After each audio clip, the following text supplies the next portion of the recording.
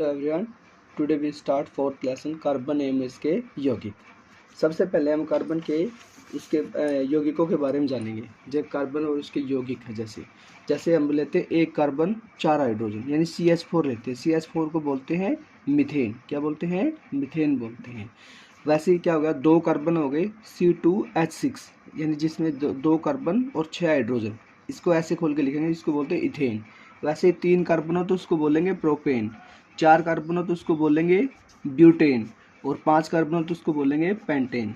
वैसे ही 6 कार्बन वाले को बोलेंगे हम हेक्सेन। हेक्सेन बोलते हैं इसको। क्या बोलते हैं? हेक्सेन बोलते हैं। अब हम पढ़ेंगे कार्बन के बॉन्डिंग के बारे में।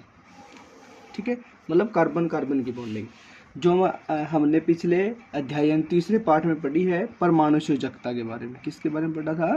परमाणु संयोजकता के बारे में पढ़ा था हमने। ठीक है, तो कार्बन की परमाणु संयोजकता, जो कार्बन होता है ना, कार्बन का एटॉमिक नंबर होता है 6। ठीक है, मतलब परमाणु संख्या। तो इसकी संयोजकता कितनी हो जाएगी? KLM यानी 2 और 4 यानी 4। इसे अपना ऑक्टेट कंप्लीट करने के लिए, मतलब इसे अपना अष्टक पूरा करने के लिए, इसे अपना पूरा करने के लिए 4 कार्बनों की आवश्यकता है। या तो ये 4 कार्बन ले सकता है या फिर 4 कार्बन दे सकता है। इसलिए हम कार्बन के क्या रखते हैं? इसकी 4 पोजीशन रखते हैं। क्या रखते हैं? कार्बन की हमेशा 4 पोजीशन होती है, ये वाली। ठीक है, तो जो कार्बन है वो हमेशा कार्बन के साथ 4 बॉन्डिंग तक बना सकता है, 4 आबंध बना सकता है। ठीक है, उसी प्रकार एक कार्बन है, कार्बन हमेशा हाइड्रोजन के साथ सिंगल आबंध होगा। क्या होगा? सिंगल आबंध, क्योंकि हाइड्रोजन है, हाइड्रोजन एक ही बॉन्ड दे सकता है या फिर एक ही आबंध ले सकता है। यानी इसे ऑक्टेट कंप्लीट करने के लिए, मतलब अपना जो द्विष्टक है ये पूरा करने के लिए क्या करना होगा? या तो एक कार्बन ले सकता है या फिर एक कार्बन दे सकता है, क्योंकि हाइड्रोजन की परमाणु संयोजकता क्या होती है? एक होती है। तो कार्बन हमेशा हाइड्रोजन के साथ क्या होगा? सिंगल आबंध होगा। ठीक है, उसी प्रकार हम ऑक्सीजन की देखें। जो कार्बन है वो ऑक्सीजन के साथ हमेशा क्या होगा? द्विआबंध बनाएगा। क्या बनाएगा? द्विआबंध। क्यों? क्योंकि जो जैसे कि हम निकालते हैं KLM यानी ऑक्सीजन का एटॉमिक नंबर होता है 8 यानी परमाणु संख्या 8 होती है, 2 6। तो इसकी परमाणु संख्या कितनी हो जाती है? 2। मतलब इसे क्या है, अपना ऑक्टेट कंप्लीट करने के लिए, मतलब जो इसे अपने 8 इलेक्ट्रॉन पूरे करने के लिए कितने की जरूरत है? 2 इलेक्ट्रॉनों की। इसका मतलब ये है या तो 2 ले सकता है या फिर ये 2 इलेक्ट्रॉन इसे दे सकता है। तो इसी प्रकार हम क्या कर सकते हैं, जो कार्बन कार्बन के हमेशा क्या होगी? द्विआबंध होगा। क्या होगा? द्विआबंध। उसी प्रकार हम नाइट्रोजन के साथ देखते हैं, कार्बन हमेशा नाइट्रोजन के साथ ट्रिपल बॉन्डिंग बनाता है, मतलब त्रिआबंध बनाता है। क्यों? क्योंकि जो कि नाइट्रोजन को अपना ऑक्टेट कंप्लीट करने के लिए 3 इलेक्ट्रॉनों की आवश्यकता होती है। ठीक है, तो ये होगी आबंध के बारे में बातें। यानी कार्बन हमेशा हाइड्रोजन के साथ सिंगल आबंध होगा, ऑक्सीजन का द्विआबंध होगा, कार्बन के नाइट्रोजन के साथ क्या होगा? त्रिआबंध होगा, और कार्बन कार्बन के साथ क्या होगा? 4 बॉन्ड इन 4 आबंध बना सकता है।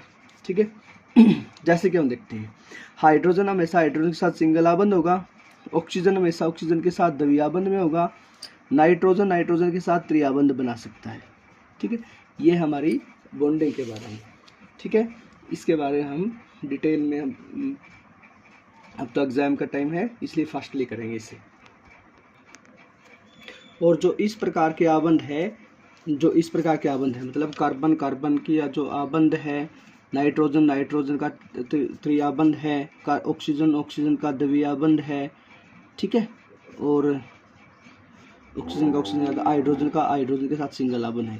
इसे हम बोलते हैं सहसंयोजी आबंध। क्या बोलते हैं इनको? सहसंयोजी आबंध कहते हैं। ठीक है, आगे पढ़ेंगे हम तृप्त कार्बन यौगिक और अतृप्त कार्बन यौगिक के बीच में। ठीक है, देखो कार्बन यौगिकों के बीच में, अगर कार्बन कार्बन यौगिकों के बीच में एकल आबंध हो, क्या हो? एकल आबंध हो, यानी कार्बन कार्बन के बीच में क्या है? यदि एकल आबंध है तो वे क्या कहलाते हैं? तृप्त कार्बन यौगिक कहलाते हैं। क्या कहलाते हैं? तृप्त कार्बन यौगिक। अगर कार्बन कार्बन के बीच में, यानी कार्बन के 2 परमाणुओं के बीच में या द्विआबंध हो या फिर कार्बन कार्बन के बीच में त्रिआबंध हो, या तो द्विआबंध हो या फिर त्रिआबंध हो, उसे बोलते हैं अतृप्त कार्बन यौगिक। क्या बोलते हैं? अतृप्त कार्बन यौगिक। यानी तृप्त कार्बन यौगिक क्या होगी? ऐसे कार्बन यौगिक जिनके बीच में क्या हो? कार्बन कार्बन के बीच में क्या हो? सिंगल आबंध हो, और कार्बन कार्बन के बीच में अगर द्विआबंध या फिर त्रिआबंध है तो क्या हो जाएगी? वे अतृप्त कार्बन यौगिक हो जाएंगे। आगे हम पढ़ेंगे पर्याकृत्मक समूह के बारे में। यह विषम परमाणु और वे पर्याकृत्मक समूह जिनमें यह उपस्थित होते हैं यौगिकों को विशिष्ट गुण प्रदान करते हैं। यह गुण कार्बन श्रृंखला की लंबाई और प्रकृति पर निर्भर नहीं होते, फलस्वरूप यह पर्याकृत्मक समूह कहलाते हैं। क्या कहलाते हैं? पर्याकृत्मक समूह। मतलब ये जो गुण है, इनके गुण है वो कार्बन श्रृंखला के ऊपर, लंबाई के ऊपर निर्भर नहीं करते। ठीक है, तो वो क्या कहलाते हैं? पर्याकृत्मक समूह कहलाते हैं।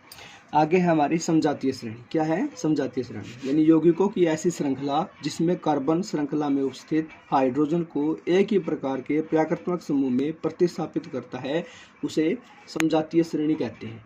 उसे समजातीय श्रेणी कहते हैं। जैसे उदाहरण ले लिया हमने CH3OH, अगला है C2H5OH, अगला है C3H7OH और अगला है C4H9OH। तो इसमें क्या है? हाइड्रोजन की एक लंबी श्रृंखला है। ठीक है, यानी कार्बन जिसमें एक ही प्रकार के पर्याकृत्मक समूह का उपयोग किया गया है, यानी अल्कोहल का उपयोग किया गया है। ठीक है, यानी इसको हम बोलते हैं मिथेनॉल, इथेनॉल, प्रोपेनॉल और ब्यूटेनॉल। ठीक है, तो इसे बोलते हैं हम समजातीय श्रेणी। क्या बोलते हैं? समजातीय श्रेणी।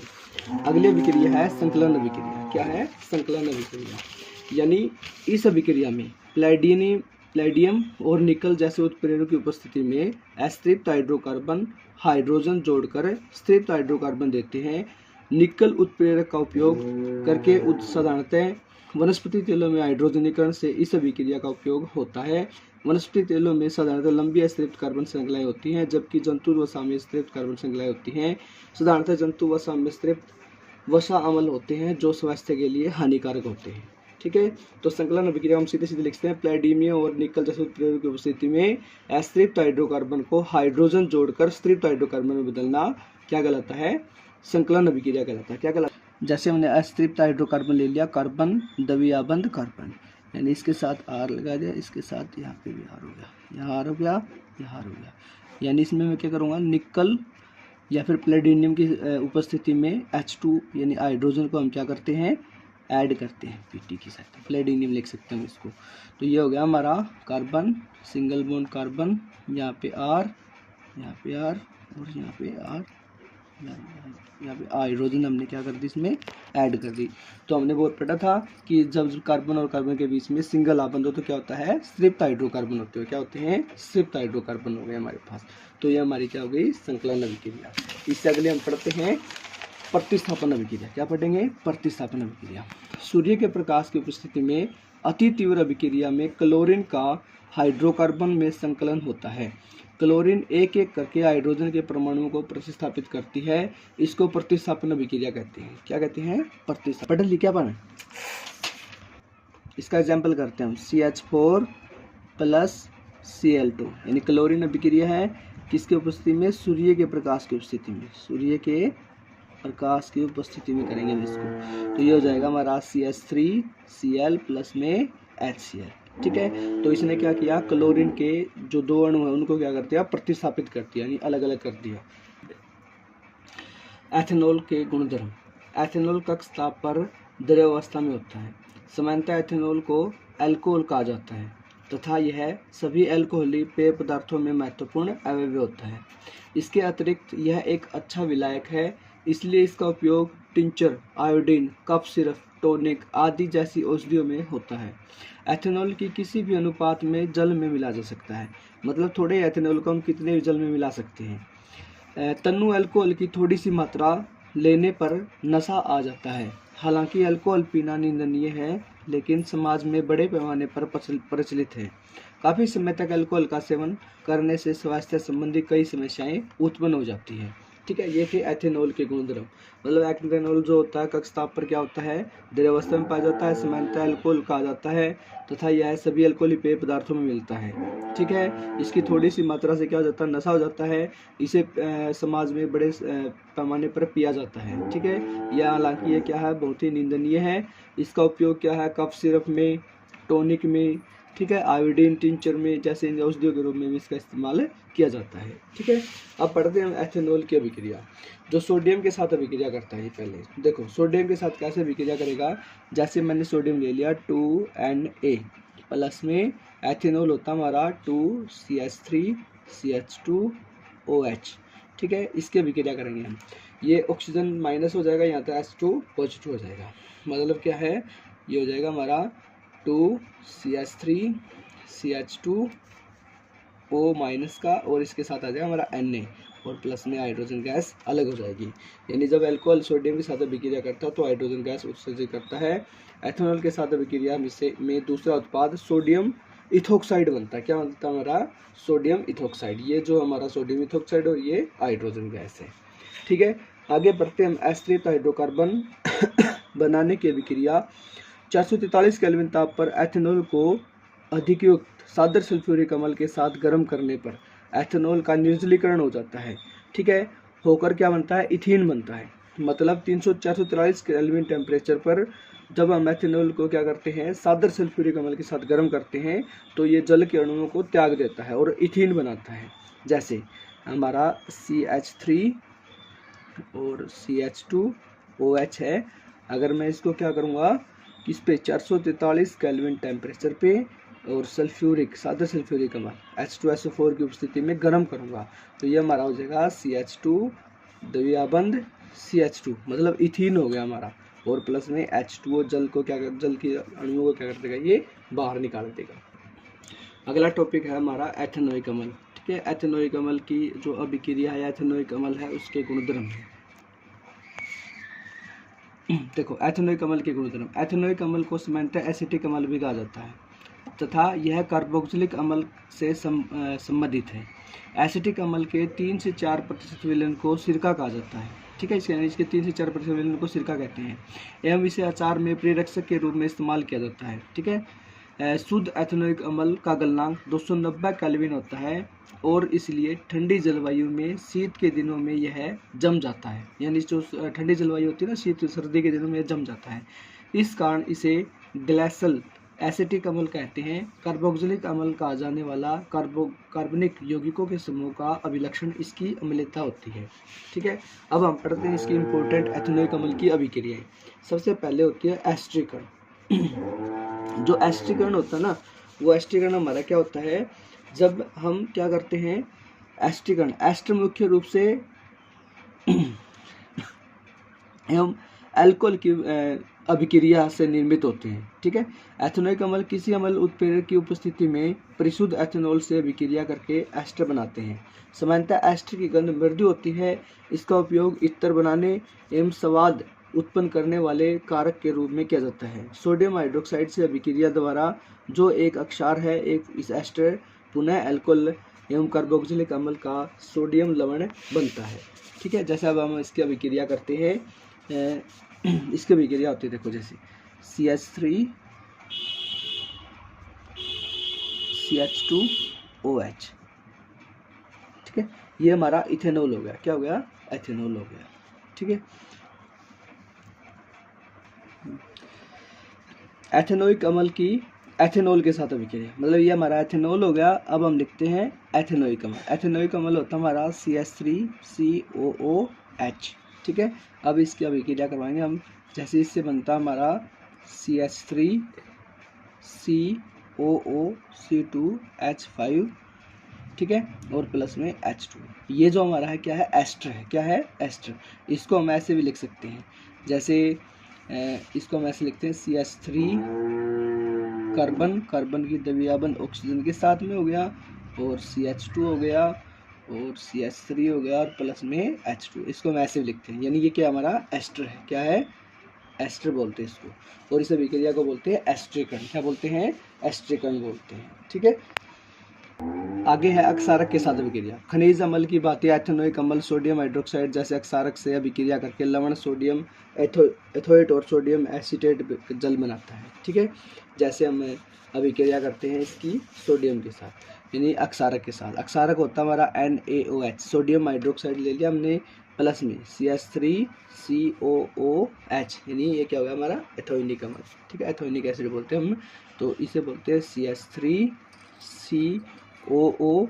ये हमारा माइनस है, हाइड्रोजन प्लस हो जाएगा, और इसके साथ आ जाएगा Na। प्लस में क्या बच गया, एक हाइड्रोजन यहाँ पे, एक हाइड्रोजन यहाँ पे, दो हाइड्रोजन और एक ऑक्सीजन, मतलब H2, क्या हो गया, H2 हो गया, ठीक है। कार्बोनेट एवं हाइड्रोजनो कार्बोनेट के साथ अभिक्रिया। जब एथेनोइक अम्ल है हमारा, जैसे 2CH3COOH, यानी जब ये क्या करता है मतलब धातु कार्बोनेट, सोडियम कार्बोनेट ले लिया हमने Na2CO3, ठीक है, धातु कार्बोनेट हो गया, कार्बोनेट के साथ अभिक्रिया करेगा तो क्या देगा, देखो क्या देता हमारा, हम ये रिएक्शन का साइन लगा दिया, CH3CONA प्लस H2O और प्लस CO2, ठीक है, ये हो गया। तो यहाँ पे अगर हमारा 2 था तो यहाँ पे भी हमने 2 ले लिया, ठीक है, Na2 था, यहाँ पे 2 हो गया, ठीक है, ये बैलेंस हो गई। और क्या है, दूसरी है हाइड्रोजनीकरण के साथ अभिक्रिया, मतलब सोडियम हाइड्रोजनो कार्बोनेट के साथ अभिक्रिया हम करवा देंगे। सोडियम हाइड्रोजनो कार्बोनेट होता है हमारा खाने का सोडा, यानी बेकिंग सोडा ही बोलते हैं हम जिससे, ठीक है। तो CH3COOH प्लस हमारा हो गया NaHCO3, मतलब ये हो गया धातु हाइड्रोजनो कार्बोनेट, ठीक है, या सोडियम हाइड्रोजनो कार्बोनेट भी बोल देते हैं हम इसको। तो हमारी अभिक्रिया हो जाएगी CH3COONA प्लस H2O और प्लस CO2, ठीक है। तो जब क्या है, कार्बोक्सिलिक अम्ल है वो किसी कार्बोनेट या फिर हाइड्रोजनो कार्बोनेट के साथ अभिक्रिया करता है तो हमें क्या देता है, जल और कार्बन डाइऑक्साइड गैस उत्पन्न करता है। यानी एथेनोइक अम्ल कार्बोनेट एवं हाइड्रोजन के साथ अभिक्रिया करने से लवण कार्बन डाइऑक्साइड एवं जल बनाता है। इस अभिक्रिया से उत्पन्न लवण सोडियम एसीटेट कहते हैं, क्या क्या बोलते हैं इसको, हम सोडियम एसीटेट बोलते हैं, ठीक है। आगे हमारा साबुन और अपमार्जक। साबुन और अपमार्जक तैलीय होते हैं और आप जानते हैं कि तेल पानी में अघुलनशील है। साबुन के अणु लंबी श्रृंखला वाले कार्बोक्सिलिक अम्लों के सोडियम एवं पोटासियम लवण होते हैं। साबुन का आयनिक भाग जल में, जबकि कार्बन श्रृंखला तेल में पारस्परिक क्रिया करती है। इस प्रकार साबुन के अणु मिसेल संरचना तैयार करते हैं, जहां अणु का एक सिरा तेल के कण की ओर तथा आयनिक सिरा बाहर की ओर होता है। इससे पानी में इमल्सन बनता है। इस प्रकार साबुन का मिसेल मैल को पानी में से बाहर निकालने में मदद करता है और हमारे कपड़े साफ हो जाते हैं। मतलब साबुन और अपमार्जक की प्रक्रिया, जैसे कि जो हम जानते हैं कि जो हमारे जो अधिकांश मैल होते हैं वो तैलीय होते हैं, मतलब तैलीय प्रकृति के होते हैं, और जो तेल होता है वो मतलब जो जल है उसके अंदर अघुलनशील होता है, ठीक है। तो साबुन की जो लंबी श्रृंखला वाले कार्बोक्सिलिक अम्ल होते हैं ना, सोडियम और पोटासियम के हुए हैं, इसलिए जो उनका आयनिक भाग जल के अंदर और एक पारस्परिक क्रिया होता है उसका साबुन की जल के साथ में क्या करता है, एक मिसेल संरचना तैयार करता है, और जो दूसरा जो सिरा है वो तेल के कण के अंदर आयनिक सिरा बाहर की ओर होता है, उसे पानी में इमल्सन बनता है, जिससे जो साबुन मिसेल मैल को पानी में से बाहर निकालने में मदद करता है और हमारे कपड़े क्या हो जाते हैं, साफ हो जाते हैं। देखो बच्चों, कुछ पर्याकृतक समूह हैं, इसके बारे में हम पढ़ेंगे, जैसा हमने थोड़ा मिसिंग कर दिया था तो हम इसमें से जान लेंगे। सबसे पहला पर्याकृतक समूह हमारा एल्कोहल, ठीक है, जिसका पर्याकृतक समूह होता है OH, यानी इसे OX फिक्स के द्वारा दर्शाते हैं, ठीक है। सॉरी, उससे पहले की ओर है हैलोजन, जिसे हम क्या बोलते हैं, क्लोरो या ब्रोमो, जिसे हम Cl या फिर Br के माध्यम से जानते हैं। जैसे कि हम एक इसके अंदर एक पेज के ऊपर लेते हैं, मान लीजिए हमें बनाना है कुछ भी ले लिया हमने, जैसे कि CH3CH4Br ले लिया, ठीक है। तो इसका नाम रखना है, तो Br को हम बोलते हैं ब्रोमो और Cl को बोलते हैं क्लोरो। तो ये हो गया ब्रोमो, क्या हो गया हमारा, मीथेन, ब्रोमो मीथेन। तो हम क्या बोलेंगे, ब्रोमो मीथेन बोलेंगे, ठीक है। जैसे हम लेते हैं क्लोरोप्रोपेन बनाना, हमें क्या बनाना है, क्लोरोप्रोपेन। तो हम क्लोरोप्रोपेन मतलब 3 कार्बन, 1 2 3 कार्बन, और इनके साथ हम हाइड्रोजन अटैच कर देंगे। यहाँ पे हाइड्रोजन हो गया, यहाँ पे हाइड्रोजन हो गया, यहाँ पे हाइड्रोजन हो गया, यहाँ पे हाइड्रोजन हो गया, ठीक है। और लास्ट में क्या करते हैं, क्लोरो। तो ये क्या हो गया, क्लोरोप्रोपेन। क्या बोलते हैं इसको, क्लोरोप्रोपेन। इसको क्या बोलते हैं, क्लोरोप्रोपेन बोलते हैं। ऐसे क्या हो जाएगा, ब्रोमोप्रोपेन हो गया, ठीक है, क्लोरोब्यूटेन हो गया, ब्रोमोब्यूटेन हो गया, क्लोरोपेंटेन हो गया, ब्रोमोपेंटेन हो गया, ठीक है। इससे अगला ग्रुप है हमारा एल्कोहल ग्रुप, यानी जिसका सुफिक्स होता है OH, क्या होता है, OH, और इसके पीछे लगता है अल, क्या लगता है, अल लगता है पीछे, यानी ये अल वर्ड का जो शब्द है वो लगता है। जैसे इथेनॉल हो गया, मिथेनॉल हो गया, पेंटेनॉल हो गया, ब्यूटेनॉल हो गया। जैसे प्रोपेनॉल बनाते हैं हम तो CH3CH2OH, तो ये क्या है, 1 2 3 कार्बन है, तो क्या हो गया हमारा प्रोपेनॉल, क्या हो गया, प्रोपेनॉल हो गया, ठीक है। ओल लगता है पीछे, ओल, प्रोपेनॉल, ठीक है। तो ये हो गया हमारा प्रोपेनॉल, ब्यूटेनॉल, पेंटेनॉल, ठीक है, इथेनॉल, मिथेनॉल, यानी जो OH लगा पे अब अच्छे क्या होता है, अल्कोहल ग्रुप होता है। क्या होता है? अल्कोहल ग्रुप होता है, ठीक है, जिसे हम क्या किसे दर्शाते हैं? Alcohol group. वैसे हम पढ़ेंगे एल्डिहाइड के बारे में, यानी जिसके पीछे क्या हो? कार्बन सिंगल बॉन्ड हाइड्रोजन, द्विआबंध किसका हो? ऑक्सीजन का। क्या हो? सिंगल बॉन्ड हाइड्रोजन, द्विआबंध क्या हो? ऑक्सीजन का, उसे बोलते हैं एल्डिहाइड, ठीक है। इसके पीछे लगता है अल। क्या लगता है इसके पीछे? अल लगता है, ऐसे अल, ठीक है। Methanal, ethanal, propanal, butanal, Pantanal, ठीक है, इस प्रकार से लगता है। अगला ग्रुप हमारा कीटोन ग्रुप। कौन सा है? Ketone group. कीटोन ग्रुप होता है कार्बन डबल बॉन्ड ऑक्सीजन, ठीक है, यानी कार्बन की जब हाइड्रोजन की एक कार्बन की एक पीछे वाले से छोड़ के आगे वाली, इससे अगली नेक्स्ट में क्या होता है? कार्बन और द्विआबंध ऑक्सीजन दिख जाए तो वहाँ पे होता है कीटोन ग्रुप। क्या होता है? कीटोन। और उसके पीछे लगेगा ओन। क्या लगेगा? पहले मिलेगा हमें ओन। अगला है कार्बोक्सिलिक ग्रुप। क्या है? कार्बोक्सिलिक ग्रुप, यानी कार्बन द्विआबंध ऑक्सीजन और एक कलाबंध होता है OH ग्रुप। क्या होता है? OH ग्रुप, उसे बोलते हैं कार्बोक्सिलिक। और इसके पीछे लगता है ओइक। क्या लगता है? ओइक। जैसे हम दूसरी टेबल पढ़ते हैं, जैसे देखो हेलो एल्केन ग्रुप है, इससे पहले मैंने बोला था क्लोरो ब्रोमो लगेगा, यानी क्लोरो प्रोपेन हो गया, ठीक है। यहाँ पे बी आ जाता, क्या हो जाता? ब्रोमो प्रोपेन हो जाता, ठीक है, ये हो गया ब्रोमो प्रोपेन हो गया, ठीक है। अगर हम एक कार्बन और बढ़ा के यहाँ पे लिखें तो क्या हो जाएगा? ब्यूटेन, ब्यूटेन हो जाएगा, क्लोरो ब्यूटेन हो जाएगा, ब्रोमो ब्यूटेन हो जाएगा, ठीक है। एल्कोहल में क्या लगता है? ओल लगता है पीछे, यानी प्रोपेनोल हो गया। क्या हो गया? प्रोपेनोल हो गया। एल्डिहाइड में क्या लगता है? अल लगता है, प्रोपेनैल हो गया, ठीक है, मिथेनैल हो गया, इथेनैल हो गया, ठीक है। कीटोन के अंदर क्या लगता है? ओन लगता है पीछे। क्या लगता है? ओन। एक कार्बन छोड़ के एक कार्बन के नीचे क्या होगा? कार्बन डबल बॉन्ड ऑक्सीजन होगा तो क्या होगा? प्रोपेनोल। क्या हो जाएगा? प्रोपेनोल, ठीक है। जो कार्बोक्सिलिक अम्ल होता है उसके पीछे लगता है ओइक। क्या लगता है? ओइक। यह हो गया प्रोपेनोइक अम्ल। क्या हो गया? प्रोपेनोइक अम्ल हो गया। अगर कार्बन कार्बन के बीच में द्विआबंध है, मतलब अस्तृप्त हाइड्रोकार्बन है, तो वो आ जाएगा ईन लग जाएगा, प्रोपीन, ठीक है। अगर कार्बन कार्बन के बीच में त्रिआबंध है तो क्या हो जाएगा? प्रोपाइन। क्या हो जाएगा? आइन लग जाएगा। जैसे हम क्वेश्चन नंबर 4 करते हैं, इन निम्न यौगिकों की संरचनाएं चित्रित कीजिए, यानी एथेनोइक अम्ल। एथेनोइक अम्ल हमने पढ़ा है, क्या होता है? CH3COOH, ठीक है, मतलब कार्बन सिंगल बॉन्ड, कार्बन के साथ 3 हाइड्रोजन है हमारे। क्या है? हाइड्रोजन है 3 जगह पे, ये हो गया, ठीक है। और दूसरा कार्बन, कार्बन क्या हो जाएगा? द्विआबंध ऑक्सीजन, और सिंगल बॉन्ड क्या है? हाइड्रोजन है। तो ये क्या हो गया? हमारा एथेनोइक अम्ल हो गया। अगला है ब्रोमोपेंटेन। ब्रोमोपेंटेन अभी पढ़ा हमने, 3 कार्बन, ठीक है, उसके साथ में क्या लगा देंगे? Br लगा देंगे, और ऊपर नीचे सारे क्या कर देंगे? हम हाइड्रोजन अटैच कर देंगे। ये हमारा क्या हो गया? ब्रोमोपेंटेन हो गया, ठीक है। वैसे ही ब्यूटेनोन है, एक्सिनोन है। ये देखो, ये हो गया हमारा पहला है, इसने दे दिया CH3 CH2 Br, एक 2 कार्बन, 2 कार्बन होता है हमारा इथ, ठीक है, मतलब इथेन। तो ब्रोमो इथेन हो गया। क्या हो गया? ब्रोमो इथेन हो गया हमारा, ठीक है। कार्बन और द्विआबंध ऑक्सीजन हो गया। ये आपको खुद करनी है, थोड़ी करते हैं। एक क्वेश्चन हमारा इसमें बार बार आता है, पेंटेन के समयों का वर्णन कीजिए। देखते हैं, पेंटेन के 3 समय होते हैं।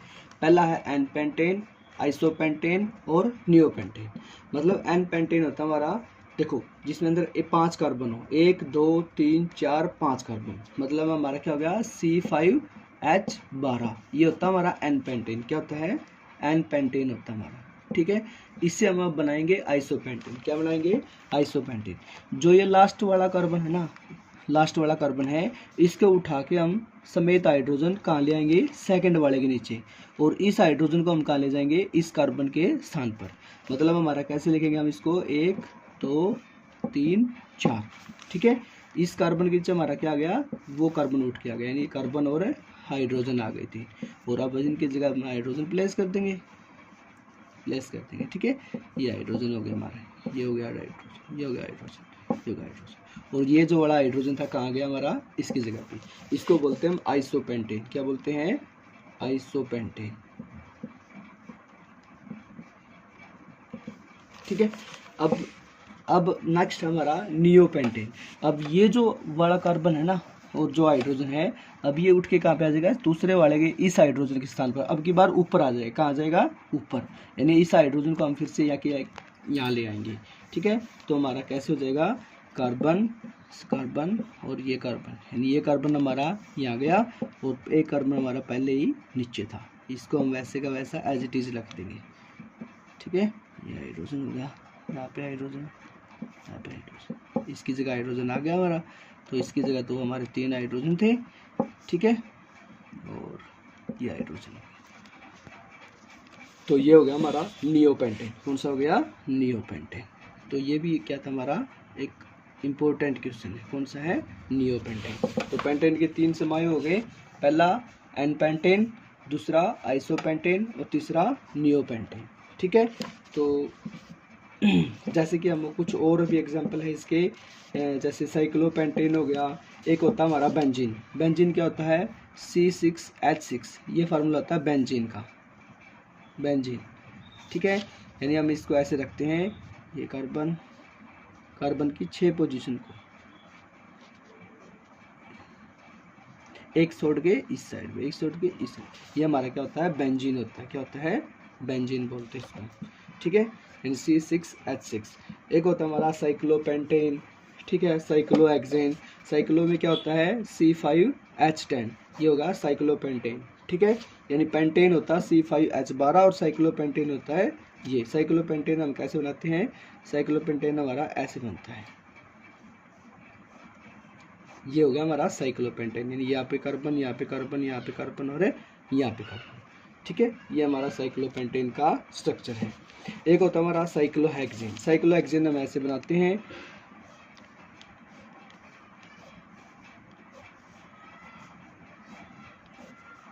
ये हमारा हो गया साइक्लोहेक्सेन। यहाँ पे कार्बन, यहाँ पे कार्बन, यहाँ पे कार्बन, यहाँ पे कार्बन, यहाँ पे कार्बन। ठीक है। और हर एक कार्बन के साथ हम क्या कर देंगे? हाइड्रोजन अटैच कर देंगे, 2 हाइड्रोजन अटैच कर देंगे ऐसे। ठीक। तो दोस्तों हमारी वीडियो यहीं पे खत्म।